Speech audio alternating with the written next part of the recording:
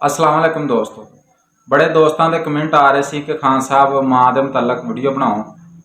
तो गल कुछ इदा वीडियो कि बादशाह से अपने मुहल्ले के निकलिया तो उन्हें वेख्या एक नौकरानी तुरी आती तो उन्होंने कहता कि अपने इलाके ना इस इलाके खूबसूरत कोई बच्चा लभ के लिया, दिल मेरा करदा अज उन्होंने खेडन। वो नौकरानी हूँ लभन तुर पई, सारी दिहाड़ी लभन तो बाद जो शाम को थकी टुटी वापस आउंदी सी ना, तो उस नौकरानी का बच्चा काला शाह हालो बेहाल उथे मिट्टी के विच खेडदा फिरे। उन्हें उन्होंने चुक्या, चुक के चुम्या, चुम के तो बादशाह के कोल उदे ही तुरी आई। तो बादशाह ने वेख्या ये की, ये खोजा जाया काला शाह का रंग, ना मूँह ना कोई मत्था। उन्हें कहा तेनों तो मैं क्या सब तो सोहना बच्चा लभ के लियाई, तो तू आ लै आई। तो अगों नौकरानी ने जिहड़ी फिर गल की सुन के नौकरानी ने कहा बादशाह सलामत, मैनू अपने बच्चे तो प्यारा कोई बच्चा नहीं लग्या।